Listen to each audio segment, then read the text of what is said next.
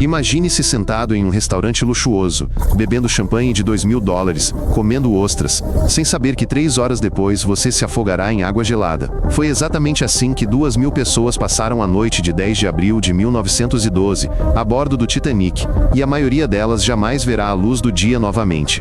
Esse desastre não foi causado por uma tempestade ou guerra, mas por uma série de erros estúpidos, ganância e arrogância humana, que mataram 1.500 pessoas em uma única noite. Agora, vou contar a verdadeira história do naufrágio do Titanic, e você descobrirá fatos que não foram mostrados nos filmes, porque a verdade é mais assustadora do que qualquer filme. O Titanic era o maior navio do planeta, com 270 metros de comprimento, movido por 4 máquinas a vapor que consumiam 600 toneladas de carvão por dia. Os engenheiros dividiram o casco em 16 compartimentos estanques e disseram aos proprietários que o navio era praticamente inafundável. Uma afirmação que foi manchete em jornais do mundo todo. Mas havia um problema. As anteparas entre os compartimentos não se estendiam até o convés superior. Então, se a água inundasse várias seções ao mesmo tempo, simplesmente transbordaria. Os proprietários da companhia de navegação sabiam disso, mas presumiram que a probabilidade de 5 compartimentos serem inundados simultaneamente era praticamente zero, e estavam enganados, com consequências catastróficas. Em 14 de abril, os operadores de rádio do Titanic receberam 7 mensagens de outros navios, alertando sobre centenas de icebergs do tamanho de casas flutuando diretamente à frente. O capitão Edward Smith leu os telegramas, guardou-os no bolso e ordenou que o navio continuasse em sua velocidade máxima de 22 nós, 40 km por hora para um navio do seu porte. O dono da companhia estava a bordo e queria estabelecer um recorde de velocidade para fins publicitários. Impressionar os jornais era mais importante para ele do que a segurança dos 2.000 passageiros. O enorme navio disparou na escuridão direto para o campo de gelo, e ninguém sequer cogitou diminuir a velocidade ou mudar de rumo.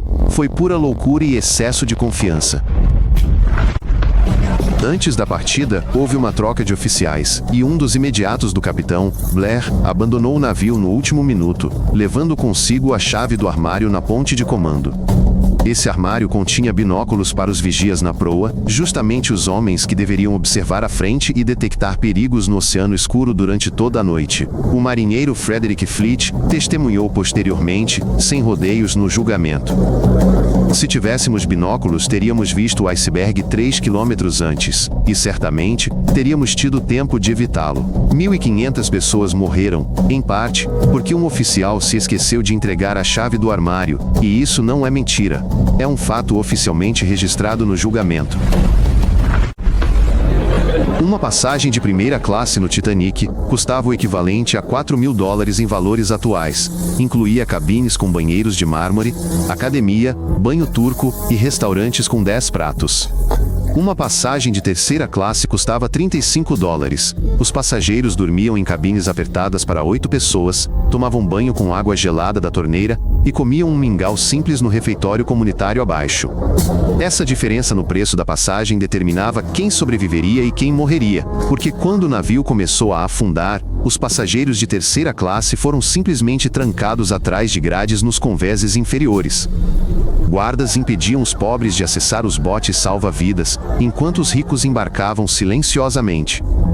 Centenas se afogaram nos porões, sem sequer ver o que acontecia nos convéses superiores.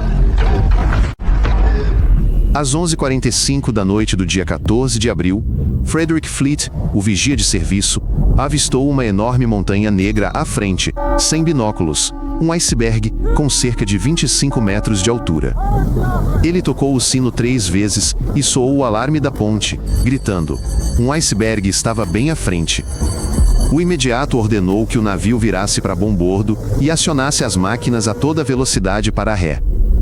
Exatamente 37 segundos se passaram desde o momento em que o iceberg foi avistado até o impacto, tempo insuficiente para virar o navio de 52.000 toneladas. Não se pode enganar a física. O lado estibordo do Titanic se chocou contra o gelo com um terrível estrondo, o iceberg rasgou o casco por quase 100 metros, e a água gelada jorrou em 5 compartimentos estanques de uma só vez. Durante os primeiros 10 minutos, quase nenhum dos passageiros percebeu que algo sério havia acontecido. Continuaram bebendo uísque nos bares, jogando cartas e dormindo em suas cabines. O capitão Smith desceu aos convéses inferiores e viu um pesadelo. A água inundava o correio, sacos de cartas flutuavam perto do teto, e o nível da água subia 1 metro a cada 10 minutos. O projetista-chefe do navio, Thomas Andrews, fez um cálculo rápido e contou ao capitão a terrível verdade. Com 5 compartimentos inundados, o navio sobreviveria por, no máximo, 2 horas, e era impossível salvá-lo. À meia-noite, o capitão deu a ordem para que todos os passageiros fossem levados ao convés, e os botes salva-vidas fossem preparados, mas o fez com calma e tranquilidade para evitar pânico e aglomeração. O Titanic tinha 20 botes salva-vidas com 1.178 lugares, e havia 2.224 pessoas a bordo. Façam as contas. Isso significa que mais de 1.000 pessoas estavam condenadas a morrer, mesmo que tudo tivesse corrido perfeitamente. Mas, na realidade, a evacuação degenerou em completo caos e loucura. Os oficiais gritavam, mulheres e crianças primeiro, e expulsavam os homens dos botes salva-vidas com armas em punho. Embora os primeiros botes tivessem sido lançados ao mar meio vazios porque os passageiros estavam com medo de embarcar. O bote salva-vidas número 1 foi projetado para 40 pessoas, mas partiu com apenas 12, incluindo a esposa e a amante de um homem rico, que ocuparam seus lugares enquanto outros se afogavam. A 19 quilômetros do Titanic afundando, outro navio estava ancorado. Seu capitão, parado para passar a noite devido ao gelo, decidiu simplesmente esperar o perigo passar até o amanhecer. O operador de rádio do navio, Cyril Evans, terminou seu turno às 22 horas, desligou o rádio e foi dormir, embora devesse estar de plantão a noite toda. Quando o Titanic começou a lançar sinalizadores para o céu a cada 5 minutos, a tripulação do navio vizinho viu os clarões, mas presumiu que fossem apenas algum tipo de comemoração ou fogos de artifício. Se o capitão tivesse acordado o operador de rádio ou simplesmente nadado até lá para verificar, seu navio teria alcançado o Titanic em 40 minutos e resgatado todas as 1.500 pessoas congeladas na água. Quando o pânico se instaurou no convés e as pessoas perceberam que iriam morrer, 8 músicos da orquestra do navio saíram com seus instrumentos e começaram a tocar melodias suaves. O maestro Wallace Hartley, na esperança de acalmar a multidão com música antes que morressem, tocou por 2 horas seguidas, até que a água gelada chegasse aos joelhos no convés. Os sobreviventes relataram que a última composição da orquestra foi um hino cristão, tocado com a água na altura da cintura, enquanto a proa do navio afundava nas ondas e as pessoas pulavam no mar. Todos os 8 músicos se afogaram, nenhum deles tentou embarcar em um bote salva-vidas para se salvar. Seus corpos foram encontrados mais tarde flutuando no oceano, ainda vestindo coletes salva-vidas e segurando seus instrumentos. John Astor, o passageiro mais rico do navio, estava a bordo do Titanic. Sua fortuna era estimada em 5 bilhões de dólares em valores atuais, e ele era dono de metade da cidade de Nova York. Quando os botes salva-vidas começaram a descer, Astor colocou sua jovem esposa grávida, Madeleine, a bordo, beijou as suas entregou-lhe suas luvas e disse: "Te vejo em Nova York, minha querida." Seu corpo foi encontrado 1 semana depois, flutuando no oceano, com o peito esmagado. Seus bolsos continham um relógio de ouro de $10.000 e $2.500 em dinheiro. 4 outros milionários e centenas de mendigos se afogaram com ele, a água gelada matando a todos com a mesma rapidez. Dinheiro e títulos não serviram de nada para ninguém. Às 2h17 da manhã, a proa do Titanic afundou tão profundamente que a popa, com suas hélices de 7 metros de altura, emergiu verticalmente acima do oceano.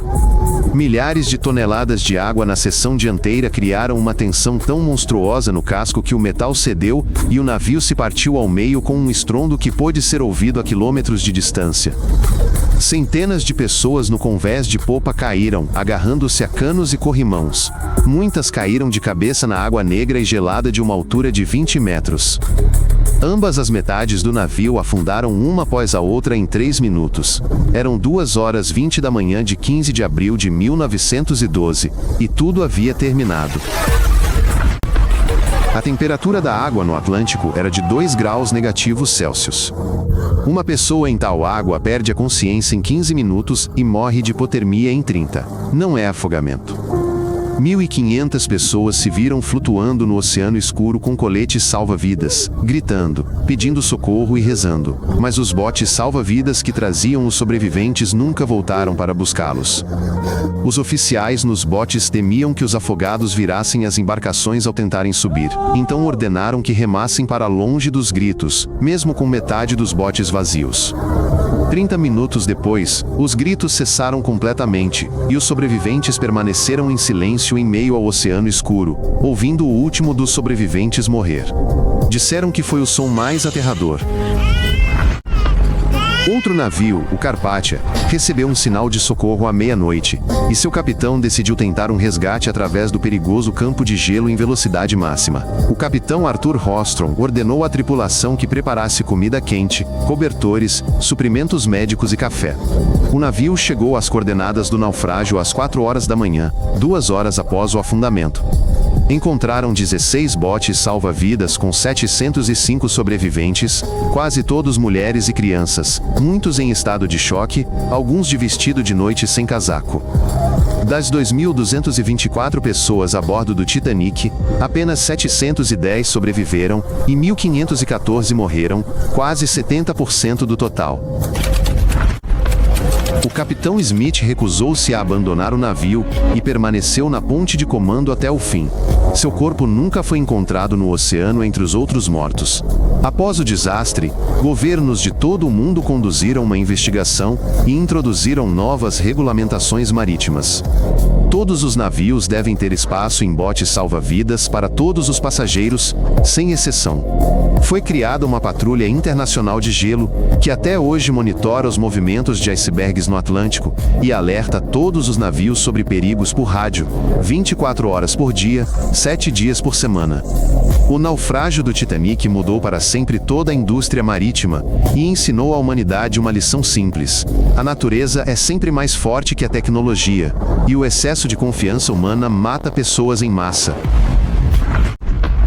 Os destroços do Titanic só foram descobertos em 1985. O navio jazia a uma profundidade de 3.800 metros, mais fundo que as montanhas mais altas do planeta. A embarcação estava partida em duas partes gigantescas, separadas por uma distância de 600 metros, com milhares de itens espalhados pelo fundo do mar: malas, pratos, sapatos, brinquedos infantis e copos. Os cientistas estimam que, dentro de 50 anos, o casco de metal será completamente corroído por bactérias e corrosão, e o Titanic desaparecerá para sempre, transformando-se em pó enferrujado no fundo do oceano.